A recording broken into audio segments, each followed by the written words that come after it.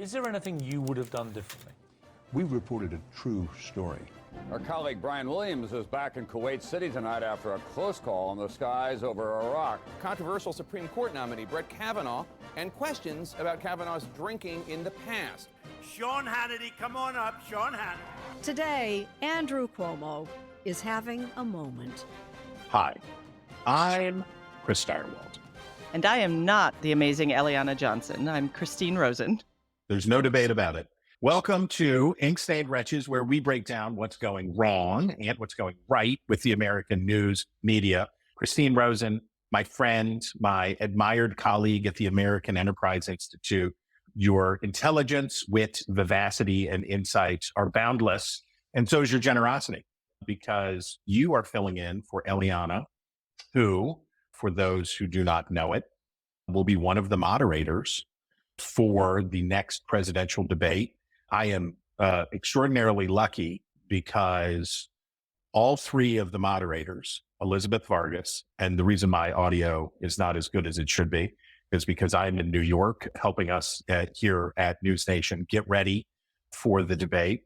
But Elizabeth Vargas, my friend and former colleague Megyn Kelly, and Eliana Johnson. So I know, admire, and love all three of the moderators. And I guess, I don't know whether I'm authorized to say this, but no one's listening, so it's okay. I'm also particularly excited because my old boss, Bill Salmon, has come in to help. And Sherry Gretch, who is the major domo, the straw that stirs the drink at the News Nation political operation is, so we sort of have the all-star team from Fox News, Glory Days of Debates back together again. So I'm I'm very excited about it. Can I add, no offense to my wonderful male friends and colleagues, but I'm kind of excited that it's three awesome, powerful ladies who are going to be moderating, because it's somebody, if somebody is finally, beyond Nikki Haley, who's done this very ably in the last few debates, I think they'll finally get Vivek to be quiet. I mean, I just feel that there's going to be a public shaming. I'm just putting that out there for you lady moderators, because I think they are all very intolerant of that sort of behavior. So, you know, it's interesting. There's always been, long been tokenism for women in TV news, where it's like, oh, and we need a lady, sort of like what the thing that happens in sports broadcasting now, where it's like four former football players and one gal. Hey, how you doing? And they're gal pal, yes. Exactly. You're down there, Kiki. What's going on? And then on the other side, there is intentional, laborious girl power, where it's like, we're the first ever never before have four women of Puerto Rican descent ever called the Greyhound races at Hialeah or whatever. And it only occurred to us as we were putting this debate together. It only occurred to us after, right? It was like, oh, that's cool. Right. It's an all female. And I don't know whether this is the first ever all female panel of moderators, but I think it is cool. And I think it's also cool that they're all cool chicks, right? These are like all absolutely like people that I admire as journalists and like as people. So yeah, me too. And speaking of people I admire as journalists and like as people, welcome and thank you. Thank you. Glad to be here. Okay, so I guess we kind of started it, but here's our front page. And Eliana, who for reasons unrelated to this cannot be with us, flagged this piece. This is the piece that she chose about the take on this next debate. A Washington Post headline: RNC shifts away from establishment media for fourth debate. And it chronicles all that we just discussed. Well, first of all, it says that News Nation is a subscription television network. News Nation is not a subscription television network. You can find it on your cable dial. We are basic. We are in the basic bees. Yes, that's right. We are basic bees. You can find us on your cable dial. Absolutely. And I will also say, I don't know whether they included this in here. Here's a quote from my boss's boss. So I'm sure it's smart and insightful. But the other thing about this is that this will be broadcast on the CW, which is I find really interesting, because CW, as some people know or don't know, is in many cities. Like, so in New York City, the parent company of News Nation, Nexstar, owns WPIX. And in Los Angeles, it's KTLA, sort of the non-net, the other one. And so getting to put it on those places will actually put this in front of a different audience. Mm-hmm. It's notable that bothers the Washington Post, too. I mean, there's a kind of thinly veiled disdain for the idea that some platform called Rumble will also be broadcasting the debate. And you think, you read that and you think, I mean, look, Rumble's got its own issues with platform stability and very strange targeted advertising, which I've talked to with friends many times who use the platform. But they should be at least trying to remain neutral about the fact that these other competing outlets are going to gain, as you say, they'll gain a different audience. It'll bring more people into the discussion. That should be a good thing if you're a journalist who cares about informing the American people. But if you're desperately clinging to your corporate privilege as a Washington Post reporter, maybe that's not, in fact, the motivation you have for this debate. In a statement Thursday, Kelly said she was looking forward to the next GOP debate. Quote, "It will be the margarita of debates. Spicy, fun, and somewhat intoxicating." I think when I watched the NBC News debate this week, I have to say I had very low expectations. And we talked on this show before about the pressure that NBC was under from the left and internally about, you're partnering with Salem Broadcasting. How dare you? And, you're giving a platform to these people. And why are you doing it? And I got to tell you, they did a pro job, right? They did a good job. Yes. Some of the questions were a little more open-ended than probably I would have done. But I made a joke to someone, over under, how many times will Roe v. Wade be mentioned in this debate? And they didn't. It was like, I want to credit them. It was a really professional thing. And one of the things that they did, and I think is really important, this is serious business, right? These people are applying for George Washington's job. And it's very tempting to say, like, oh, well, Trump's not even on the stage. LOLZ. Like, what are we even doing here? And to be silly about it or dismissive about it. But I think you can have fun. You can't have a spicy margarita of a debate. I'm sure that we will. But I think it also, and NBC did this well, you have to imbue it with the gravity of the situation because voters need and want that. A debate has a couple of different jobs. One job, we want it to be a good TV show.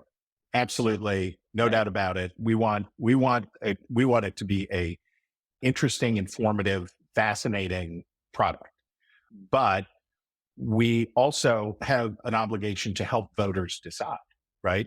And there are more Republicans than I think people acknowledge who are either looking for a alternative, certainly looking for an alternative in case things go kablooey for Trump. And so this is real stuff. This is real stuff. And I'm hats off to Lester Holt. Yeah, he did a great job. I had very low expectations for him in particular, but he did a good job. I think that everyone, both on the stage and the moderators and the audience, all know this is a debate for the runner-up right now, because the poll, if you believe the polls, these people are all competing for some form of second place and or VP slot, whatever it is. However, a year is a long time. And Donald Trump is not a young man, and he's facing a lot of crises. And I think it's important. And also the world is facing many, many crises. And I was very glad to see that that's what they fronted the debate questions with. What's going on in the world? What is your position on this? Give us a straight answer on this or that. And, particularly in the case of Haley and DeSantis, they both rose to the occasion. And I think it's important that Pence was off the stage. I'd like to see some other exiting from the GOP stage before the next one.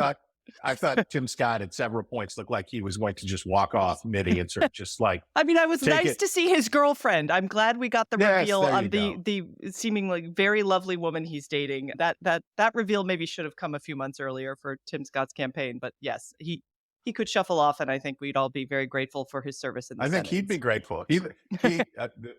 If I was doing thought bubbles, it would be, man, Mike Pence is so lucky. He doesn't have to do this. He's watching this from home today. Mike Pence is at home eating popcorn in Indiana and just so happy that he doesn't have to do it. I also think, just as a matter of some rancor or punditry, hat tip John Goldberg, is so Ramaswamy 1.0 is trying to get attention to have a media career. Maybe he's trying to get a Donald Trump cabinet position, whatever. But he is a notional candidate there to stir things up, and in the mold of Herman Cain or whatever else. Well, Herman Cain on meth, maybe. Herman Cain on, yeah, exactly. With a very different energy than Mr. 999. Very. Yes. So then Ramaswamy actually succeeds in doing what he's trying to do. He connects, he doubles his share of the vote nationally, he gets into it. And then the thing happens to him that happens to a lot of people who are running notional candidacies, notional campaigns, which is, this might work. And you saw the difference in him from the first to second debates. Second debate, he's all 11th commandment. We're not here to fight. We got to focus, because he's trying to be more statesman-like, because he thinks he has a shot. Debate 3, no shot. And off the leash. Yeah. And he said, I forget the phrase he used, the construction he used, but it was like, I'm going to be unhinged. And we're back to a more virulent version of 1.0, which is, he was there as the delegate of Donald Trump and the MAGA movement, right? Right. Extremely online right. Yes. Yeah, just attacking, throwing haymakers and drilling down on. I'm not trying to J-pod you. I will stop talking as soon as I say this, but of the 70% of the Republican Party that's not MAGA, hard MAGA, for those folks, there's not that much disagreement on foreign policy. Right. There isn't that much disagreement. There would be strong support for Ukraine and overwhelming support for Israel, like 90 whatever percent. Yeah. And this is just a back of the envelope kind of reduction, but let's say 60, 70% for Ukraine. Not because all of the people who disagree, almost all the people who disagree already have a candidate. They're all voting for Donald Trump. They're already over there. And the neo-isolationists have got their guy. Yes. They're yeah, exactly. And they're not like, well, maybe Ramaswamy's more radical. No, I think they're content. I don't think they're over there shopping for someone more radical than Trump. And having him as the delegate of that person, the minder sent from the Politburo to make sure that everybody that the score is being kept. Haley has a really difficult task in the next debate. She and Ron DeSantis have to deal that hash has to be settled. She settled her hash with Tim Scott. She came out ahead, and Scott looks like he's headed for the exits. Now it's Ron DeSantis, but the degree to which that she's got to deal with Ron DeSantis and also have Ramaswamy on stage sniping in does make it more challenging. Well, Ramaswamy gives cover to DeSantis because DeSantis has been a little slippery about his positions on things like Ukraine. He has flirted with some of the, if not the policy, the rhetoric of some of the isolationist position on Ukraine in particular. He's been good on Israel, I have to say. He has been very tough talking and also tough acting, as much as a governor of a state can do. And I was happy to see him boast. Florida, if the state is Florida, pro-Israel is as a Florida native, he would have been insane to do anything but that. But he also seems really actually personally committed to that in a way that I think voters can hear and see in his demeanor. So yeah, I would like to see the two of them go at it without having to swat away the Vivek fly buzzing around for his vain attention seeking. But alas, I don't know that will be the case. Yeah, but Eliana will keep them all in line, I am sure. Yeah, these are three journalists that you do not want to be, and you do not wish to trifle with. Okay, so let's talk about 2023 before we finish on 2024. I love off-year elections because it allows me to use my weird interests and skill set and knowledge base to talk about things like Supreme Court elections in Pennsylvania and the Kentucky governors, right? My knowledge of Eastern Kentucky politics becomes suddenly relevant. So I delighted in it. It was a great week for me to talk about these things. How did you receive the coverage overall? What was your takeaway on that stuff? So I am the opposite of you in that I in off-year elections look to people like you who have this knowledge and want to say, what does it all mean? Because I tend to mistrust what the quick, immediate narrative is, which in this case, for these elections, you could sort of physically hear the sigh of relief from Democratic-leaning reporters and mainstream media outlets who are like, "Oh, thank God, there's still abortion. There's still Yes. abortion as something that will save us all from what they see, which is these cataclysmic numbers for Joe Biden." But the real takeaway I thought was that those numbers are still very, very bad for Biden, and the voters who went to the polls, particularly in places like Ohio and elsewhere, to vote up or down on referenda about abortion, that remains a very powerful issue for Democrats. It gets people to the polls, it gets younger voters there, but that will not necessarily cross over for Biden. And the fact that Biden and all of his supporters in the media were saying this was another shocking defeat for MAGA. Look, just like we told you, we're the only ones who can fight this terrible anti-democratic force. I think that is a kind of self-soothing they're doing that is long-term not going to be healthy for them in terms of winning in 2024. But it was understandable because each of these off-year, we've seen this before with these elections where a lot of the indicators should favor Republicans, particularly on the economic issues. And yet these candidates can't quite get over the finish line, whether it's because they're MAGA endorsed or just because people look at the situation and say, I will not put, the fate of abortion in my state in the hands of a Republican right now.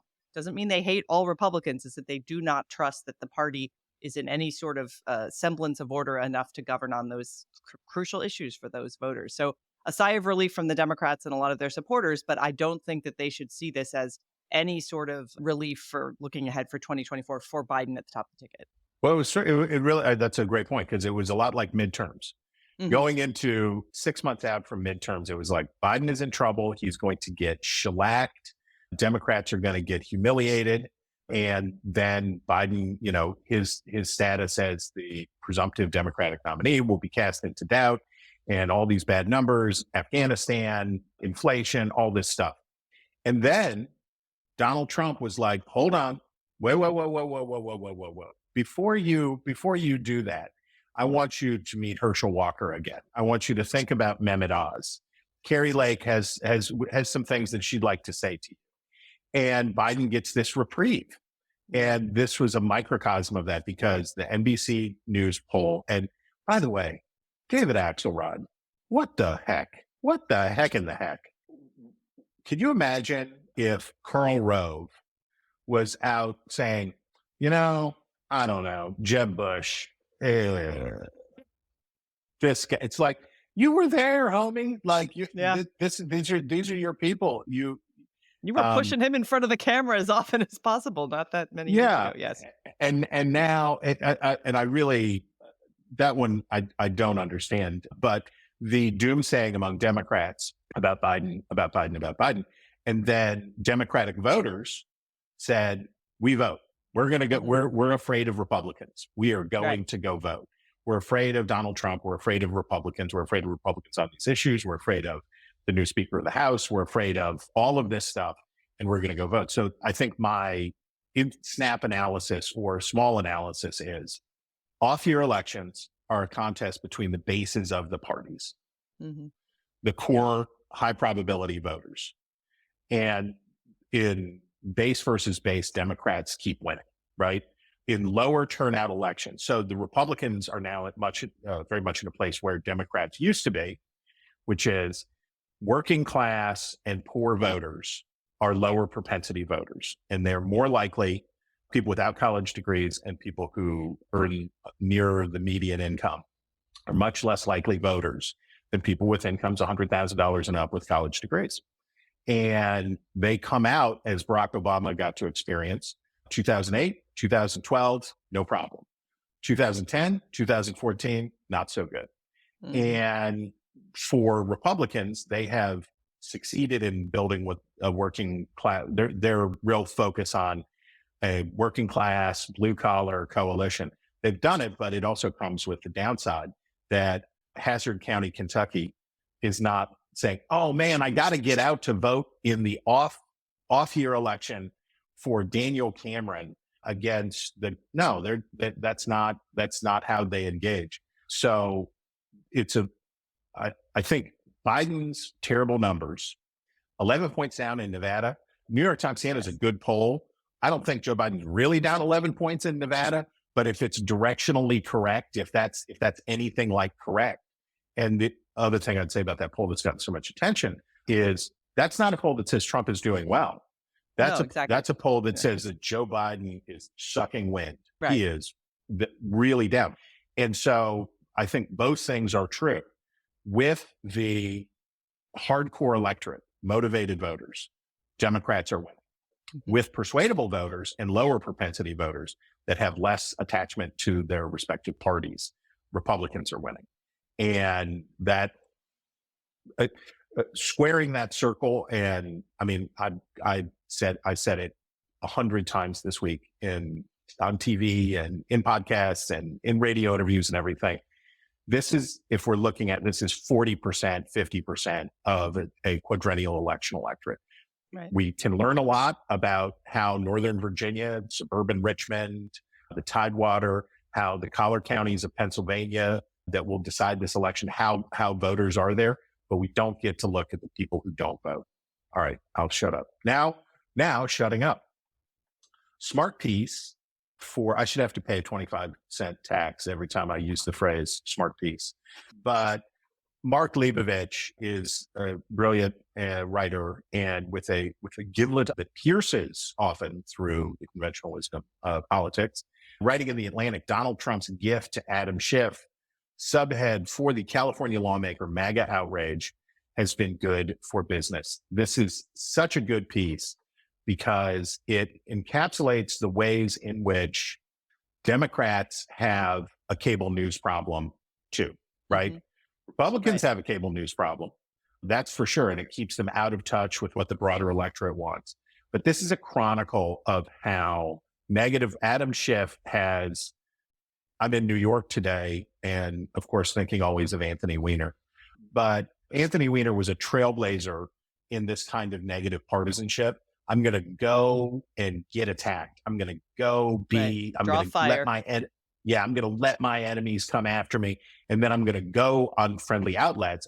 So I'm going to draw a fire, and then I'm going to go on friendly outlets and say, man, can you believe how bad these people are? And it makes individuals Adam Schiff, to say that Adam Schiff is not an appealing political figure would be like saying that Marmite is not a delicious luncheon snack. And Adam Schiff has found a way to, much like Ted Cruz or much like Alexandria Ocasio-Cortez, has found a way to leverage negative partisanship. And I'd say, well done, Mark Leibovich. Yes, Mark's pieces are always great. And that one thing he does that I like that more vain journalists refuse to do because it shows that they didn't get what they wanted is that he'll always remark on, I tried to get this guy to name names, but he wouldn't do it. And that's actually makes him more trustworthy as you said, he has a wonderful eye for the detail and particularly the vanity of male politicians in Washington. He does have an ability to see that very clearly and write about it in a way that he lets them reveal themselves. But I do appreciate that when he tries to get those names on the record, and Schiff wouldn't name names either. Schiff was like, well, lots of people told me, thanked me privately for my amazing thing doing this or my amazing thing doing that. And so Leibovich just lets him talk, just lets that vanity ooze out of his pores. And then he's like, well, don't you want to reveal to me who those people are? Oh, no, I couldn't possibly. I couldn't possibly, but cannot betray their confidence. But many people are saying, some of the best. Many fine people are saying. Many fine people are saying. And this is just one of the recurring themes on this podcast and in my life, the perverse incentives of duopoly. You don't want to govern. You don't want to succeed. In fact, you want to be hated. You want to be despised and therefore ineffective as a lawmaker because it helps you win primary elections. So and raise a lot of money. Yeah. Congratulations, California. You're on your way. You're going to go from Dianne Feinstein, a barrier breaking, interesting, and obviously we're asterisking that about the last few years of her career. But this person who was like, Dianne Feinstein, she mixes it up. She can do deals with Republicans. She can do that. Unpredictable on some things. Yes. Yep. We're going to go to scolds children who try to do sit-ins at her office. That was actually her finest moment in the latter part of her career. When she passed, I, in memoriam, went and found that video and watched it again. of her She's magnificent. Oh, it's wonderful. Unloading on these silly and cynical, the cynical adults who have brought these young people there. Like, if only we yell at this old lady who's in the Senate, then we will live in a climate utopia. She was like, get off my lawn. Get off my lawn. Okay. A serious turn as we check in on the war in Israel. And we start with an item from the Washington Post. In Israel-Palestine battle to sway Congress, only one side wins. I assume Eliana, this is a gift from Eliana that she left us. And I'm also going to assume that since it's from the Washington Post, she thought that it was bad. Was this the one with the subhead about the influential lobby? You know, the kind of little signaling support for Jewish Israel influence. is a uniquely bipartisan sentiment on Capitol Hill, a reflection of the powerful Jews. No, wait, powerful lobby. Wait, scratch that. Lobby, and yes. an imbalance of exposure to Palestinians. That's the problem. They're not exposed. If only they were exposed to Palestinians more. Only they were beating up their fellow college students on campus and locking them in libraries. If only, yes. Yes. So this piece is basically a chronicle of Democrats who are wrong in the eyes of the progressive left. And I'm not going to I'm not going to say it's therefore anti-Semitic or it's necessarily that. It could have been written oblivious to how the anti-Semitic tropes that go about Jewish money and influence. Probably not, but maybe this person is ignorant, not facile. But this is a whopper. Is this? I believe it was published before the second censure vote on Rashida Tlaib too, so that this piece could really not have been written with this tone if it had to recognize that what was it, 22 Democrats voted to censure her. Like that, there are actually there's a fairly good sized contingent within the Democratic Party that is appalled at what the Hamas sympathetic squad has been saying and doing over the last month, and they do struggle. I mean, Debbie Wasserman Schutz has been quoted a few times, Richie Torres, a few others. But you know who's never chased down the hall and asked questions about all of this? The leader of the Democratic Party in the House right now. What's his name again? Oh, yes, Hakeem Jeffries. Why isn't he being asked constantly by any of these outlets, what is your position about this extreme wing of your party? Because if I recall correctly, that's kind of a question Republicans get a lot and should get from journalists when we're talking about the extremists in the Republican Party. And to a nod back to what we were talking about, Ron DeSantis being governor of Florida, we've heard a lot of discussion about how Joe Biden's support for Israel could cost him Michigan.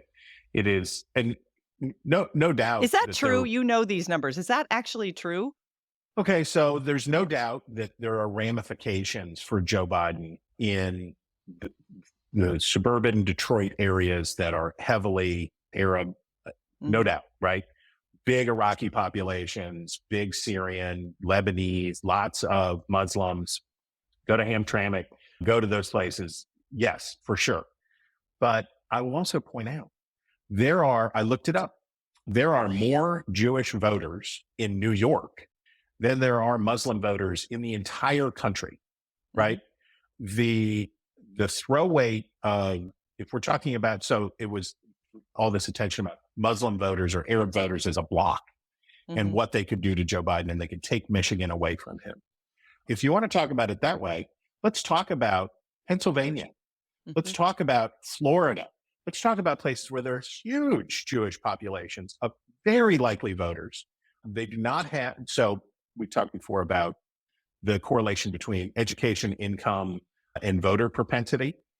Also, time of citizenship for you or your family is also basically the Muslim population in America, electoral population in America has doubled or so in the past decade. And it's 1 million, 1.1 million. A lot of those folks are either immigrants themselves or from immigrant families. There is a correlation between that. The Jewish population of the United States substantially traces its roots here in New York back to Ellis Island and 100 years ago. Right. So there are voter propensity questions, there's education and income, all that stuff. So if you wanted to talk about, I guess the story that I have not seen, the counterpart to the, oh yeah, that's true, there are a lot of Arab voters in Michigan, has not been, wow, there's Jewish voters, there's tons of Jewish voters, and they're in congressional districts, Senate races, and swing state presidential all over the country.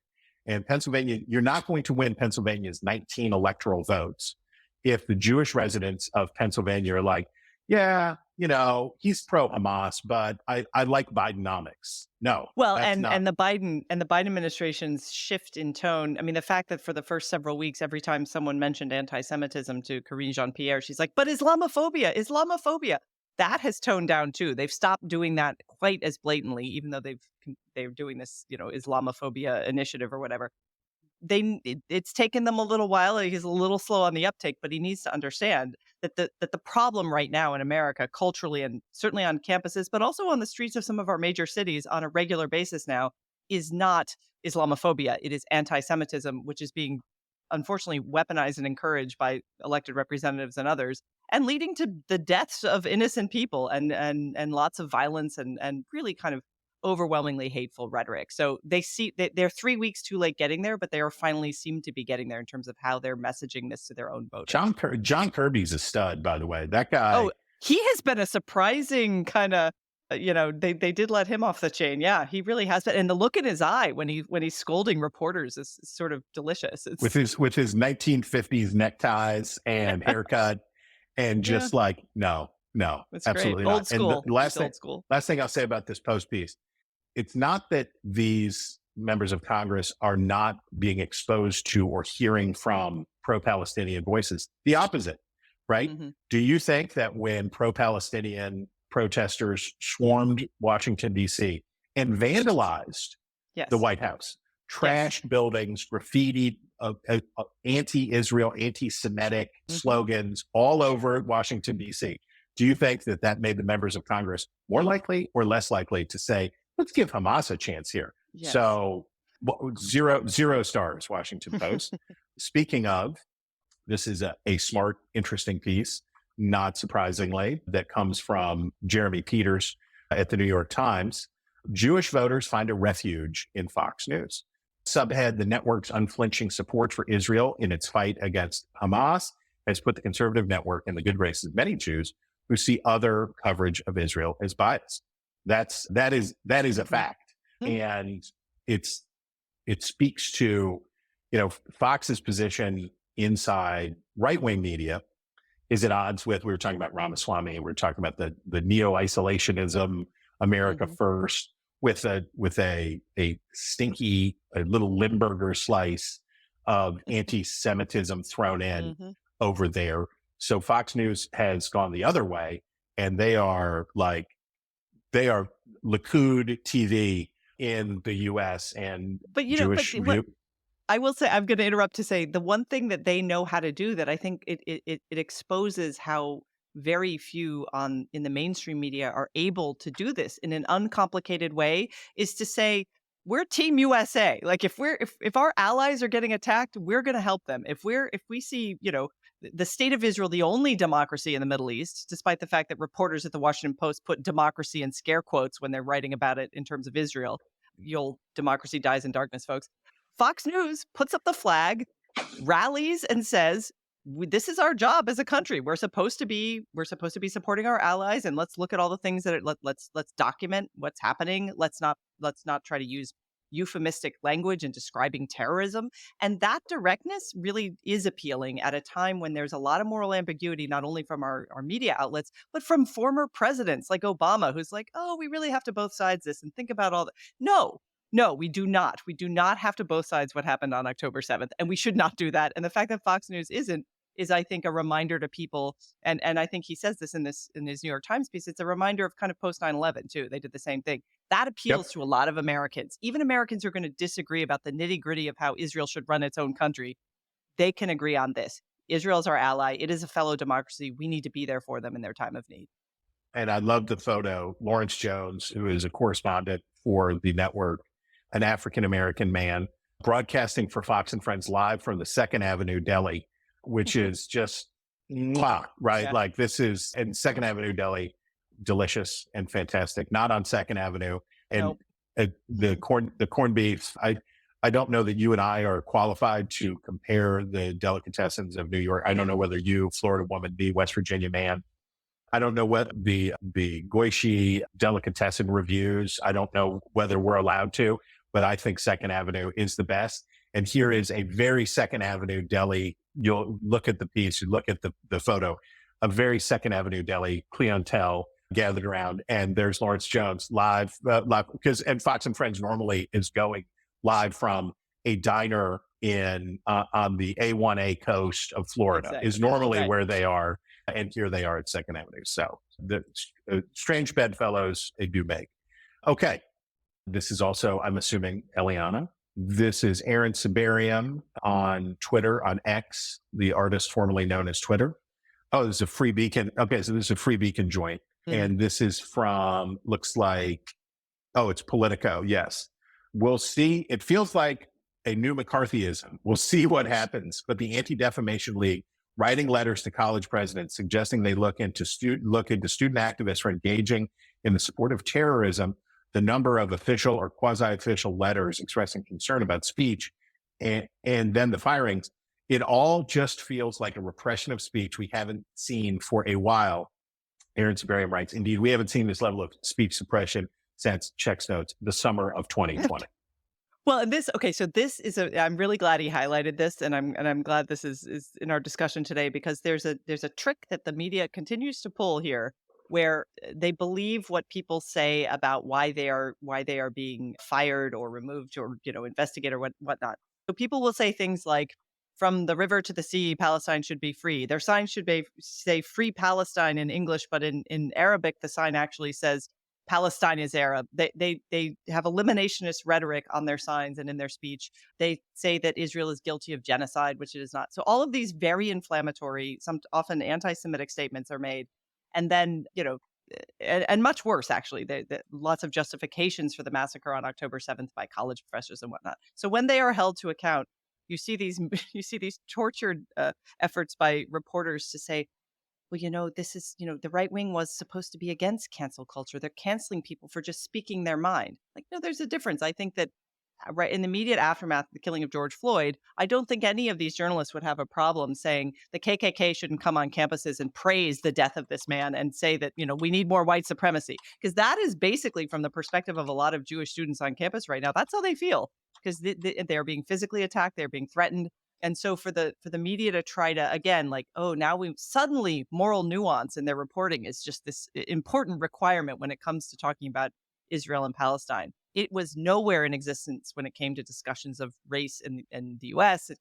It's nowhere in existence when they were discussing Donald Trump. So this new sudden enthusiasm for moral ambivalence is to me kind of not at all a surprise, but should be called out when we see it. And good for Aaron for pointing out, no, we are not in a new era of McCarthyism here.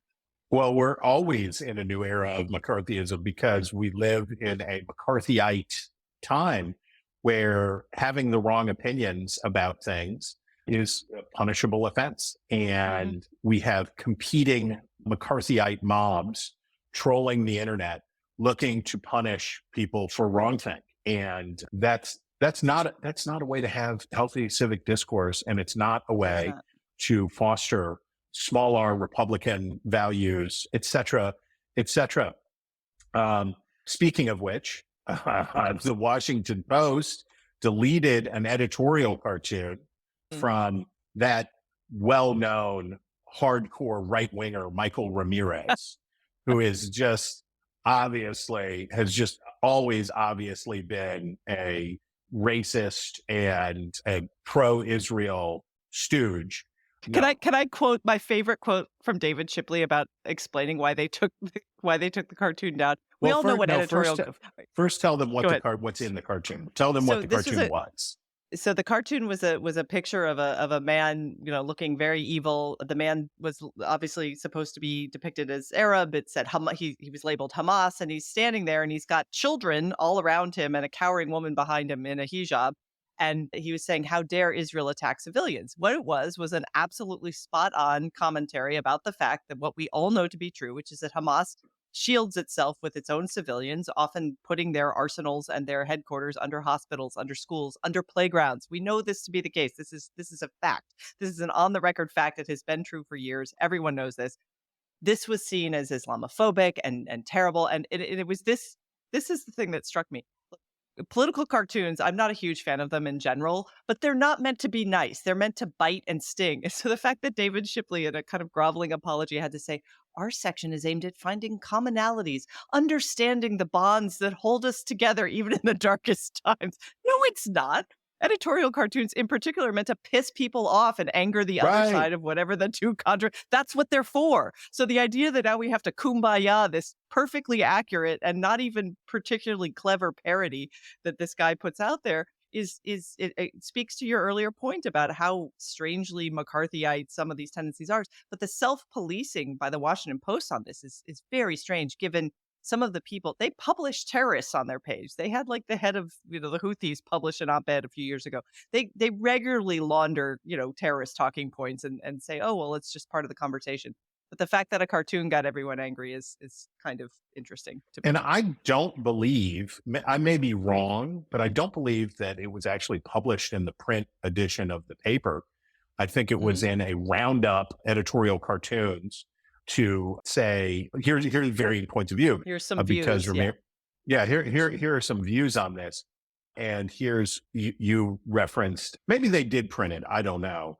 But Shipley, in defending this, as you say, this spirit of opinion journalism should move imperfectly toward a constructive exchange of ideas at all possible speed, listening and learning along the way.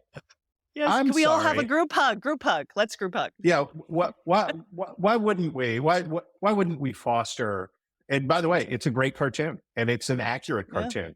And if you're not allowed to draw, and this spokesman for Hamas is super dirtbag, right? Like this guy makes Baghdad Bob look like the paragon of journalistic probity. And I believe he's the same one who said, when asked, why don't you let the civilians shelter in your tunnel network? They're like, no, we need that to kill Jews. What are you what are you talking about? Right. We can't, and we don't care if the civilians die, right? Yeah, or have clean drinking water or functioning hospitals. Yes. Yeah, we need those tunnels to kill Jews. What are you talking about? So this was a low ebb. And last from Eliana. Oh, go ahead. I was just going to add, it's also part of a pattern where Western media tries to argue the best possible scenario for a terrorist group, namely Hamas, that itself goes on the air every day and says, we want to eliminate Israel, we want to kill all the Jews, we want Sharia law all over. These are our goals. We would do October 7th every day over and over again and for eternity until we win. Like they say this all the time, very blatant. And then you have what you see are these contortionist efforts by Western media to be like, well, then we need context. You need to understand they've been oppressed for so long. What else could they say?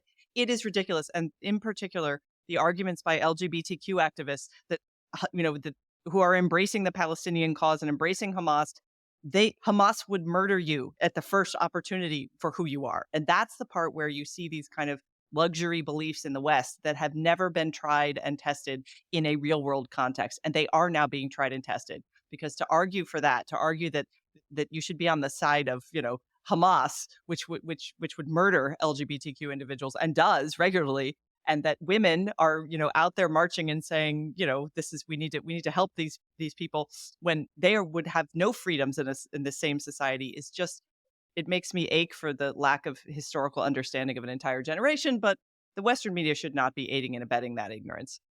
Rant over. Sorry. Okay. Rant noted. And agreed with. Here's a follow-up file from Eliana. We talked about there was a line in a New York Times piece about Roger Waters, former Pink Floyd frontman, Roger Waters, that went to some considerable pains to explain why Roger Waters said that his wearing a Nazi uniform in concert was a commentary on fascism, not fascistic itself.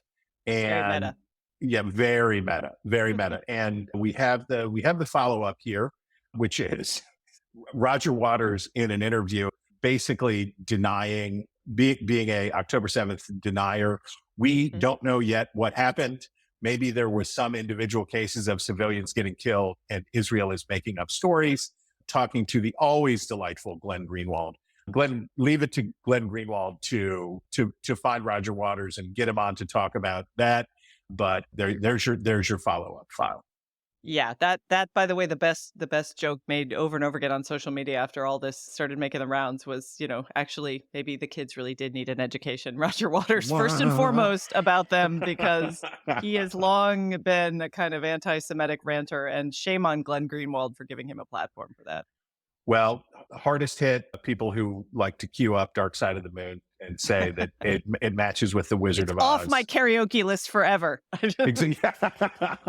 Never again. Breathe is really hard. You have to hold the microphone up to your chest.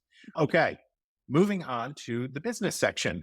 After a long search, the Washington Post has a new CEO, and his name is Will Lewis. And here's the New York Times, which enjoyed scooping the Post on its own new CEO. Mr. Lewis, 54, a British-born former journalist who was the editor of the Daily Telegraph before becoming a news executive, has spent more than 15 years as a leader at major news organizations. Most recently, he co-founded The News Movement, a startup aimed at young news consumers. How did that go? Mr. Bezos has appointed Mr. Lewis at a pivotal time for the news organization, The Post, which is on pace to lose $100 million this year, has struggled to grow its digital subscription business in the years since President Donald J. Trump left office. Sick burn, New York Times.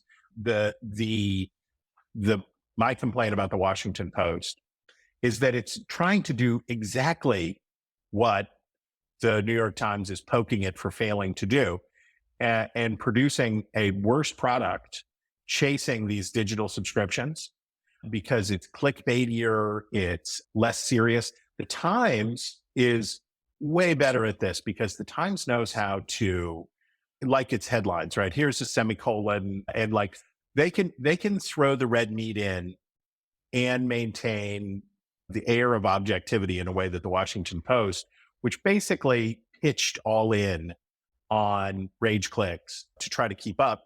And so it's the worst of both worlds. They're failing to keep up with the New York Times, but also running off a cliff, chasing clicks. Go ahead.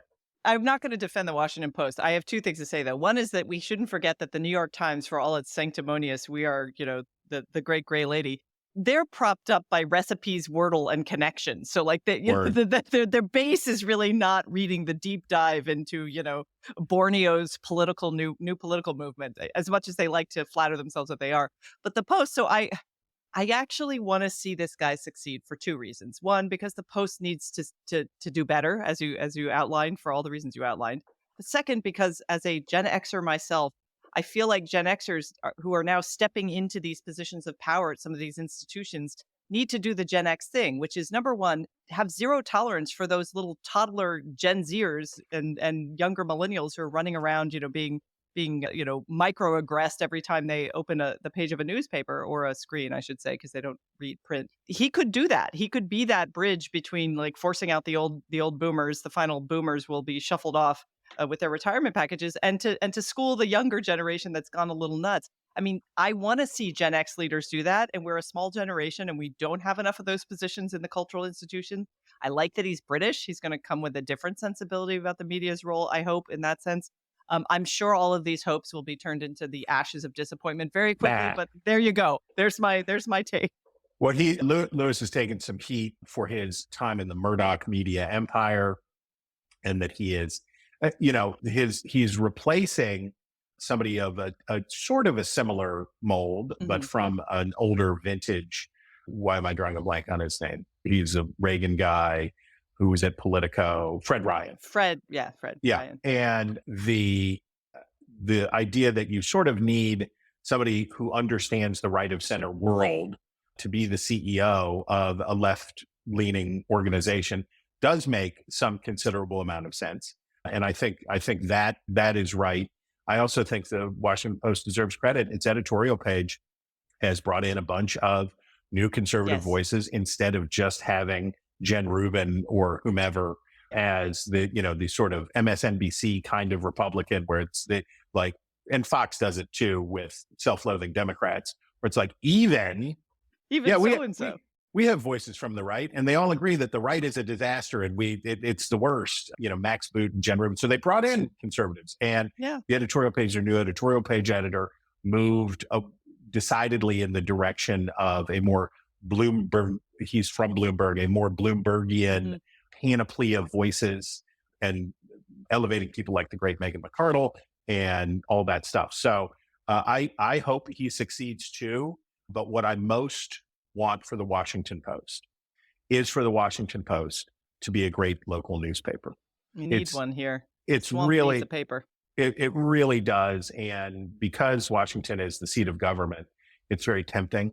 But when you look at publications like the Boston Globe, or you look at the Miami Herald, well, you looked at the Miami Herald, but all of whom had Marty Barron in common, I might add. Oh, that's right. Yeah, right. He was at all three, including the Post. Being a great local newspaper that sometimes makes national news is a great calling, right? And there's lots to cover in DC. There's lots to cover in the metropolitan area that is a few million people. And Washington is not a big city, but it's an interesting city. And I wish that the Post would really make covering the city, its calling, as opposed to reliving. Just I won't take too long on this, but just to say, basically the story of the Washington Post is they weren't doing enough national coverage. A core group of its political reporters broke away and started Politico, right? Fred Ryan. And then the Washington Post tried to catch up and tried to be Politico, and eventually even hired Fred Ryan to come from Politico to lead the Washington Post. And what I would just say is there's plenty of national news, political coverage. Jeff Bezos, you're down in Miami now. You look like Pitbull.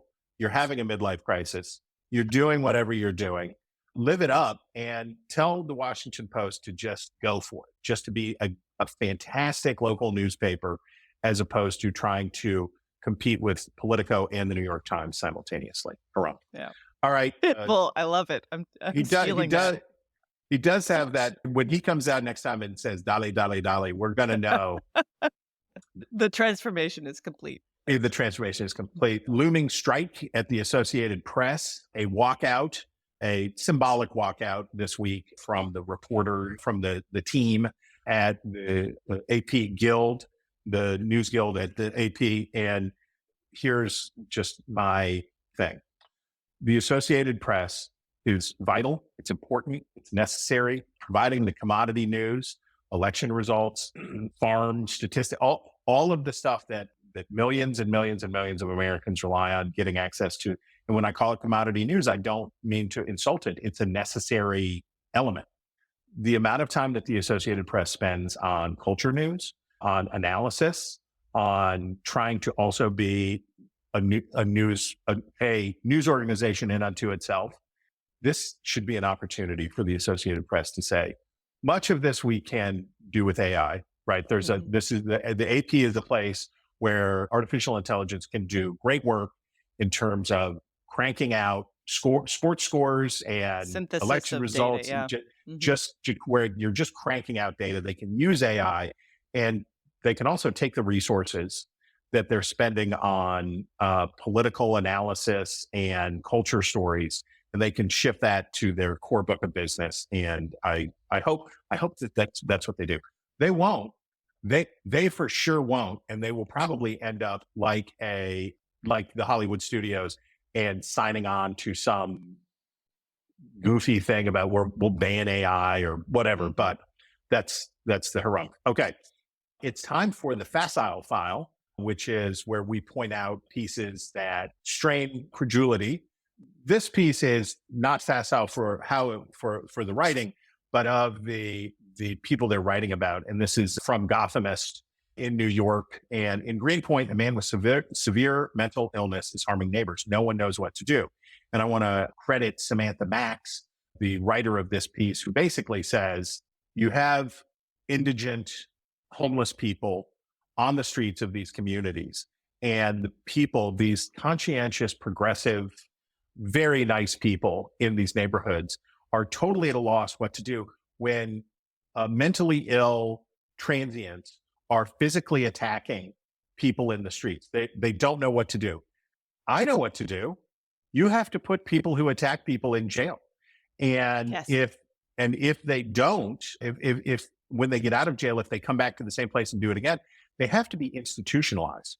You can get stay away orders. There's all kinds of legal means to keep these people away from others and harming them. Yes. So kudos to Gothamist for pointing out the is it facileness, I suppose. So there's that. And shout out to Vox with this news alert.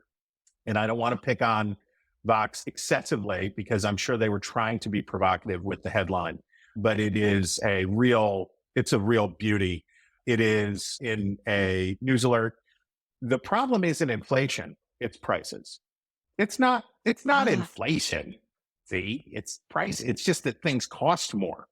It's not that inflation, it's prices. And I'm sure that it's thoughtful macroeconomic examination and all of that stuff, but it takes us back to where we were 2 years ago when it was like, oh, it's not inflation. See, it's not inflation. You much as was the case with critical race theory.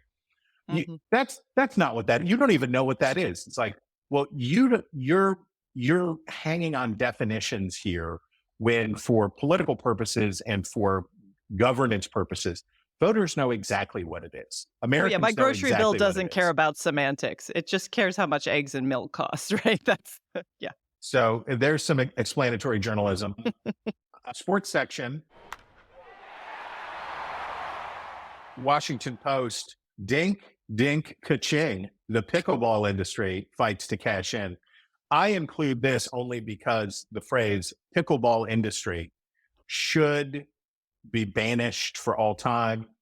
It's not an industry. There's no. It's a mafia in some places. I hear. I have a friend who's a pickleball enthusiast. Are you pickleball?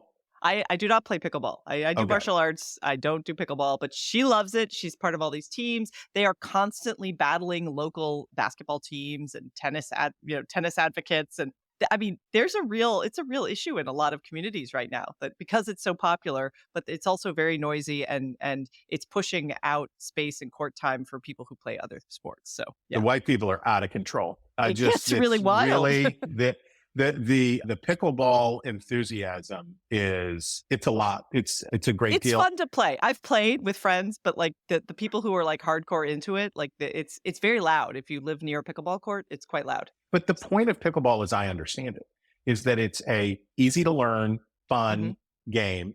It's playing ping pong where you stand on the table, and it's anybody can play, and it's supposed to be fun. Turning it into this intense, wild, cutthroat, there's an industry. So I guess what I would say is settle down. Keep it All fun, right, pickleball people. Now, speaking of obsessions, it's time for our obsessions. This is where we break down the stories that we can't get out of our heads. And Christine, you are our guest. Please proceed. So I've been obsessing over a story that a news outlet called Honest Reporting brought out on, I think, a few days ago, which claimed that some of the stringers, particularly stringers photographers used by major outlets like CNN, New York Times, and others, had foreknowledge of the Hamas attack on Israel. In fact, put footage on their own Facebook pages of them joining the Hamas terrorists. In fact, in one case, holding a grenade in his hand as they headed towards the border for the attack. Now, so my obsession is with two things. One, I'm not sure this story has been reported out fully, at least to my standards of, is this true or not? I think they do have, there's a lot of smoke there, so there's probably some fire. And certainly the way that stringers in the Middle East and in the Palestinian region in particular have been used in the past has been questionable. We know that the New York Times rehired a stringer in that region who had posted very favorable thoughts about Adolf Hitler on his social media. And the New York Times was like, oh yeah, yes, we know about that, but we educated him about how bad Hitler was. So now we've rehired him. That's concerning, because this is someone who's supposed to be reporting in an objective way from that region. Obviously, it is not objective. But it was the New York Times response to the Honest Reporting story that I thought was really revelatory, because they didn't just say what I just said, which is, we need to report this out fully. We're not sure. We're looking into it. If there's a conflict or if we're actually using terrorists as stringers, we'll make sure to correct that. That's not what they said. What they said is a flat out denial, and then a lot of self-aggrandizing rhetoric about how their reporting is so great on covering the Gaza-Israel conflict. That's untrue. They have misreported plenty since this conflict began. They have given a lot more coverage and sympathetic, both visual and print space to the children of Palestine, for example, versus the children of Israel who are still being held hostage by Hamas.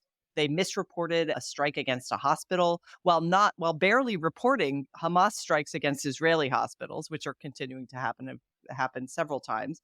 So their reporting has been quite biased, I would argue. So the fact that they reacted, that their very defensive overreaction to this honest reporting story struck me as worth continuing to watch. So I will continue to see if we have further reporting on this issue of the stringers that honest reporting revealed, and how the outlets who are still using these stringers, in some cases, a few have been let go from, I think CNN let go one guy, but the New York Times doubling down saying, yeah, you love Hitler, you have grenades in your hand and you're reporting your camera in the other. We're all good with that.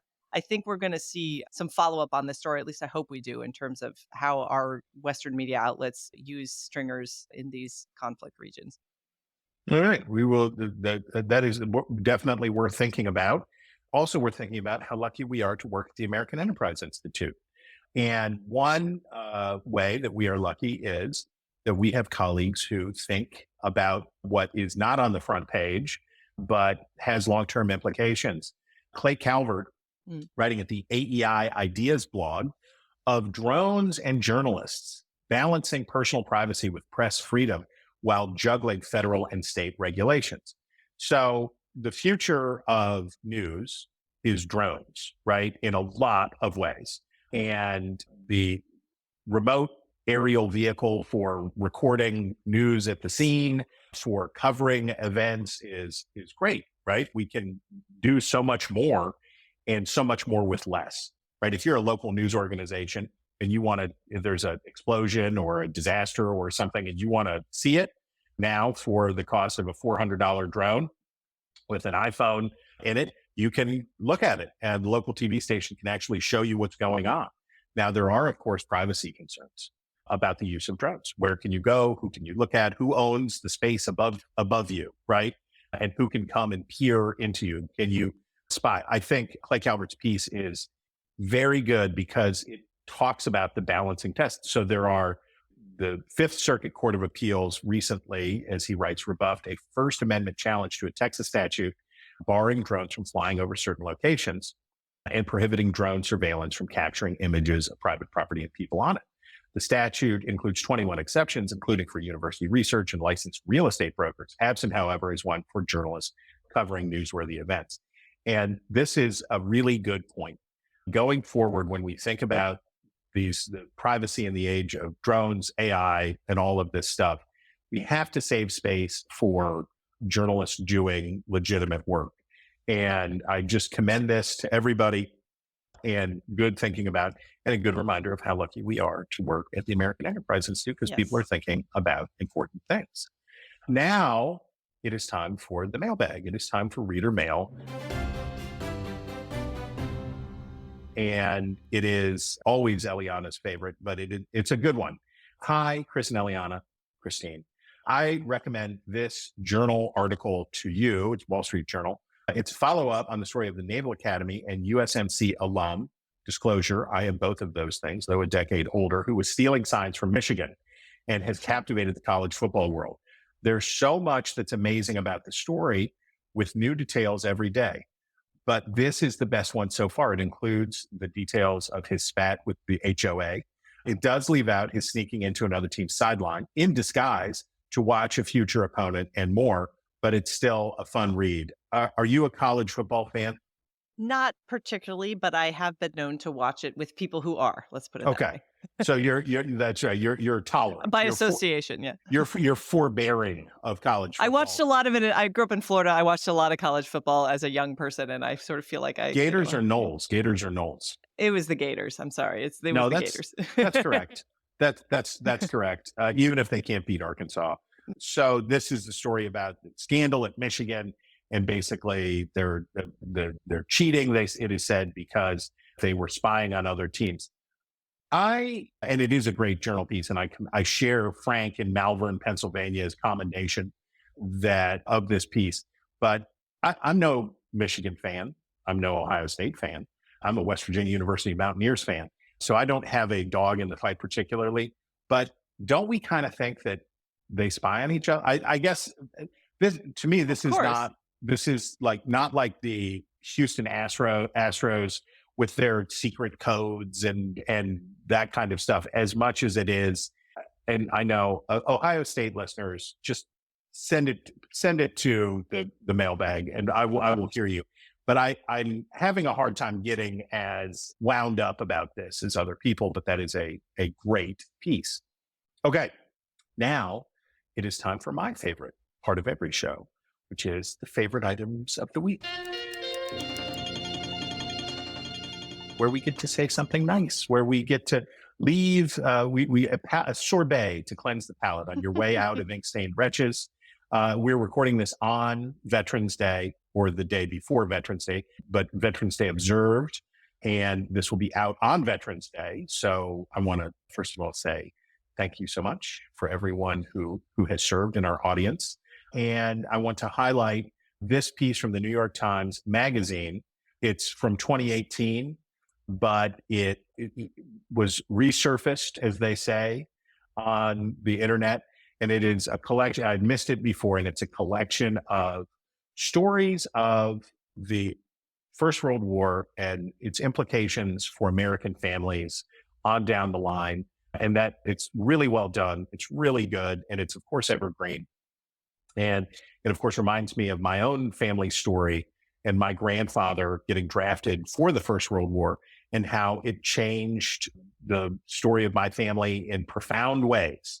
And that him leaving Timothy, Illinois, to go off and see the larger world, and changed his perspective, changed what he wanted to do, changed who he wanted to be, and how he met my grandmother and all of that stuff. And when we think about veterans, we think about service, the long tendrils that reach out beyond, right? So this was just really good, and I was really glad to see it. What do you like? What's your sorbet? My sorbet. Okay, so maybe it's a little, it's way on point for me because, as you know, a lot of the work I do when I wear my American Enterprise Institute hat is looking critically at technology's impact on culture. There's some great tech reporters at the Wall Street Journal. They've broken lots of interesting stories over the years. But a piece that someone sent me, well, actually I saw it, and then I went back and did a deeper dive on it, was published November 2nd, so about a week and a half ago, by Jeff Horwitz, who is one of their very good tech reporters. And it's about, the headline says, his job was to make Instagram safe for teens. His 14-year-old showed him what the app was really like. So this was a guy who worked as a security expert for Meta. His name is Arturo Bejar. And he's not a typical whistleblower. In fact, he worked within the system when he saw problems. But what he discovered is that time and time again, when he brought issues about safety of particularly young women on this platform who were receiving all kinds of sexual solicitations and stalking and harassment language and stuff that made them fearful when they used the platform, when he brought these to the attention of his betters at Meta, and including all the way up to Mark Zuckerberg, the response was kind of a shrug. Kind of oh, well, it's a feature, not a bug, all the kind of usual Silicon Valley BS that they have the capability to fix, but they have no incentive to fix because people will stay on their platform regardless. So what the reporter does really well here is, I think, he doesn't turn Behar into a hero and Zuckerberg and Meta into villains. He just describes how they handle and even perceive these things differently. So Behar, as a dad, and as a tech expert, was like, this is bad. We should fix this. And that's a sensibility I think a lot of parents in particular can understand and sympathize with. The response of the corporate types was really fascinating. It's like, we're going to have a committee look into this. And for those of you who don't know, Meta has been doing a really hard push to try to suggest to parents that they care a lot about the safety of their kids on their platforms, in part because they're facing greater regulation and potential legislation for age enforcement on those platforms. So they have a reason for doing that. But what you get into are the internal details of how Meta tried to handle this with, they were like, let's create a metric about how people feel when they use the platform called BEEF, bad emotional experience feedback. And it goes through the survey and what they're supposed to do with the survey results.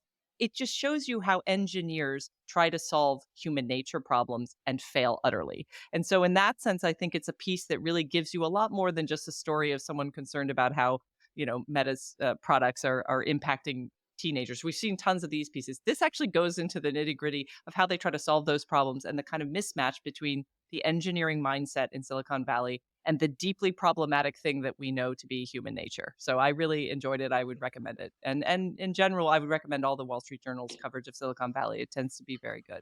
Now, you don't know this, but I have a beef about the Wall Street Journal's coverage of Silicon Valley, which is, and this is because I worked for News Corp, the hatred for Facebook inside that organization, the white hot, the like molten hatred for Facebook inside that organization from the top down.